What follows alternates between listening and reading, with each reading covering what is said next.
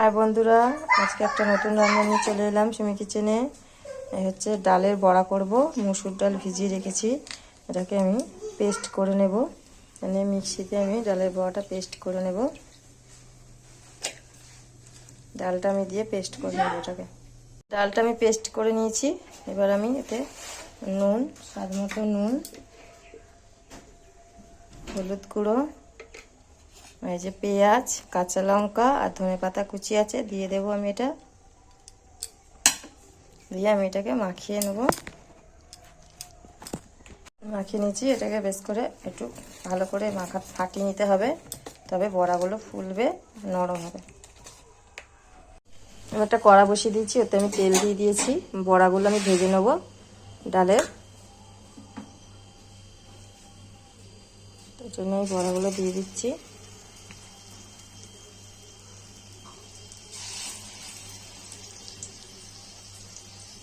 এইভাবে আমি বড়াগুলো ভেজে নেব।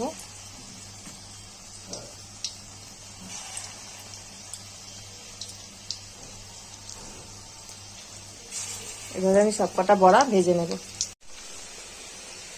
এক পিঠ ভাজা হয়ে গেছে, আর এক পিঠ আমি উল্টে দিয়েছি, আর এক পিঠটা ভেজে নেব। এই যে ডালের বড়াগুলো ভেজে নিয়েছি। পকোড়াগুলো আপনারা ছোট করেও করতে পারেন, আমি একটু বড় বড়ই করেছি। এতে মুড়ি, চা দিয়ে খেতে পারেন। এইভাবে ঘরে বানিয়ে দেখুন, খুব সুন্দর খেতে হয়। বড়াগুলো আমার ভাজা হয়ে গেছে। এই যে বড়াগুলো আমি ভেজে নিয়েছি।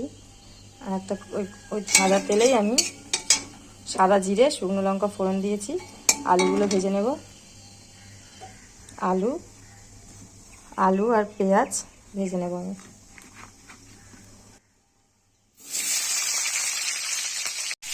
আলুর মধ্যে এবার আমি নুন আর হলুদ দিয়ে আলুগুলোকে ভেজে নেব। আর হলুদ দিয়ে আলুগুলোকে আমি লাল লাল করে ভেজে নেব।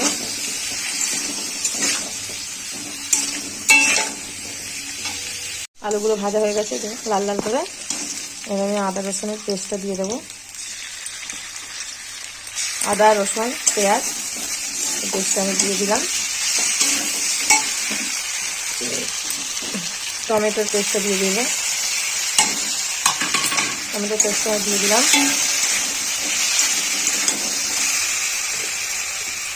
আমি হলুদ গুঁড়ো, লঙ্কার গুঁড়ো দিয়ে দিলাম। জিরের গুঁড়ো দেব, জিরের গুঁড়ো দিয়ে দিলাম। এবার আমি মশলাটাকে ভালো করে কষিয়ে নেব। মশলা থেকে যখন তেলটা ছেড়ে দেবে তখন আমি জল দিয়ে দেবো। দেখুন মশলা দিয়ে তেলটা ছেড়ে দিয়েছে। এবার এতে জল দিয়ে দেব। জলটা একটু বেশি দেব, কারণ হচ্ছে বড়াটা দেব তখন জলটা টেনে নেবে না। আমি আর একটু জল দেব, কারণ কাঁচা জল দেব না পরে। সেই জন্য আমি বেশি করে একবারে জল দেব, কারণ বড়াতে জল টানবে। ঝোলটা আমার ফুটে গেছে, আমি বড়াগুলো এবার দিয়ে দেবো। বড়াগুলো দিয়ে আমি ফুটিয়ে নেব।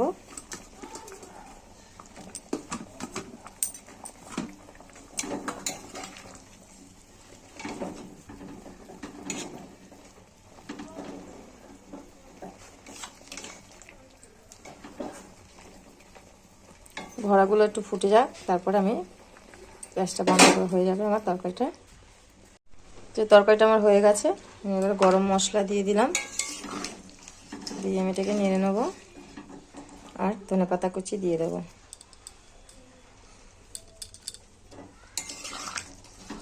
এইভাবে বাড়িতে বানিয়ে দেখবেন, খুব ভালো হয় খেতে। ভালো লাগলে চ্যানেলটাকে আমার সাবস্ক্রাইব করে দেবেন, লাইক, কমেন্ট, শেয়ার করবেন।